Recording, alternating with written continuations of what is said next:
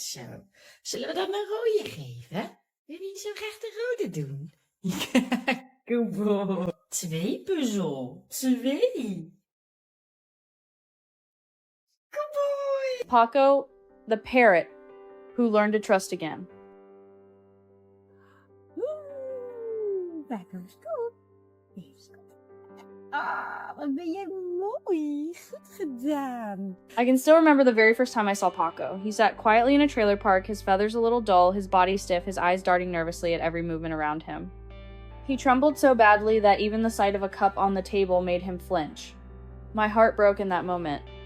I knew right away this little parrot was carrying a heavy past.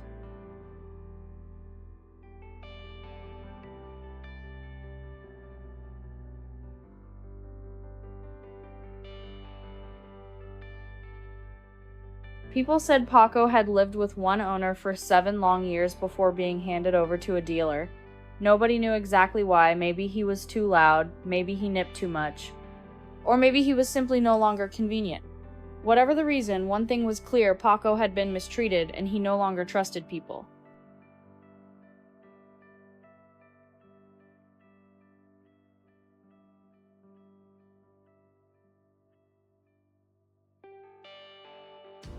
When we decided to bring him home, we prepared as best we could. We read books, watched videos, asked for advice, but nothing could have prepared us for just how deep his fear ran. He was afraid of hands, of sounds, of ordinary objects. The smallest sudden movement sent him into a panic. He didn't just avoid people, he seemed convinced the whole world only meant him harm.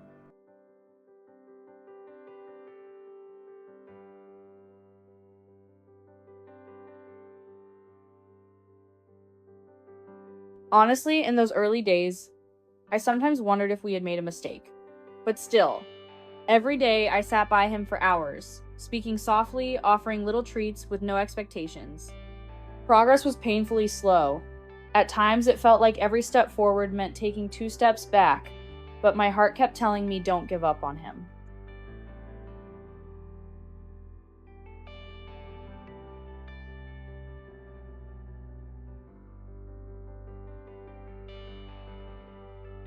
After weeks, Paco started to come closer. After months, he finally let me touch him. I'll never forget the first time he leaned into my hand instead of pulling away. It felt like a miracle. As if he were whispering, "All right, I'll give you a chance." Even now, thinking back to that moment brings tears to my eyes.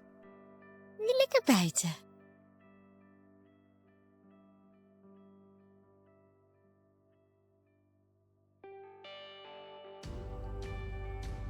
Three years have passed since those shaky beginnings, and Paco's life has completely transformed.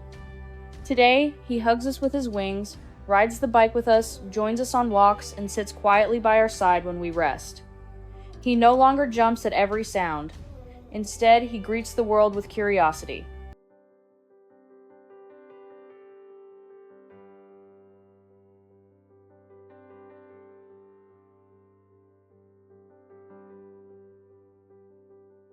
And the forest, oh, the forest is his favorite place. Whenever we set up camp near the trees, he straightens his little shoulders, takes a deep breath, and just sits there, soaking in the peace like it's his home at last.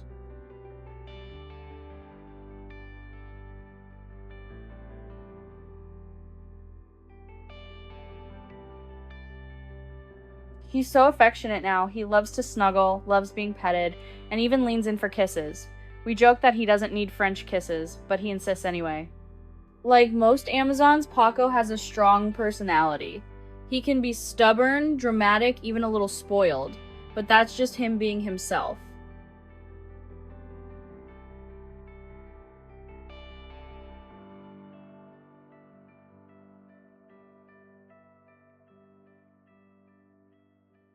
My husband laughs that he's always last place on Paco's list of favorites. I'm somewhere in the middle, but the kids, well, they're his whole world.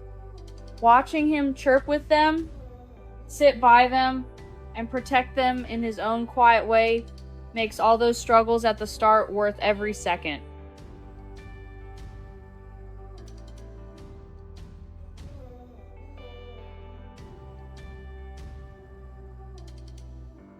Paco also had health problems.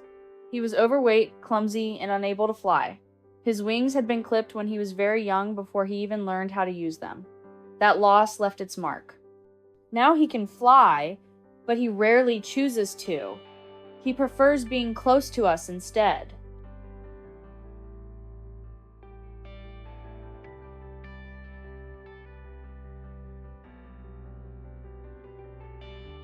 What amazes me most is his intelligence. Unlike many parrots that chatter all day, Paco is quiet, thoughtful, and incredibly smart. On winter nights, he loves learning new tricks. He picks them up quickly, remembers them, and even has his favorite little games we play together.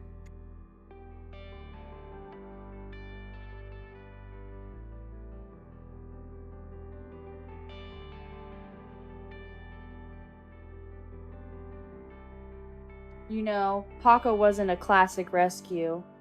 We didn't pull him from a burning house or find him abandoned on the street, but in his own way, he was just as lost, just as broken. What we gave him was simply a chance to begin again, and what he's given us in return is trust, love, and lessons in patience and hope.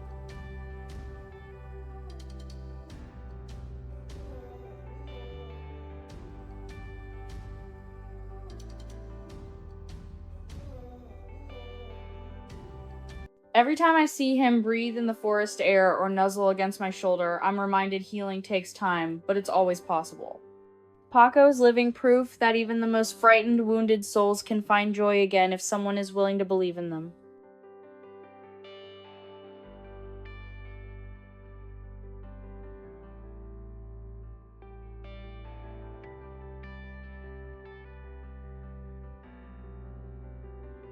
If Paco's story touched your heart, I'd love for you to share it. Like, comment, and subscribe for more stories like his.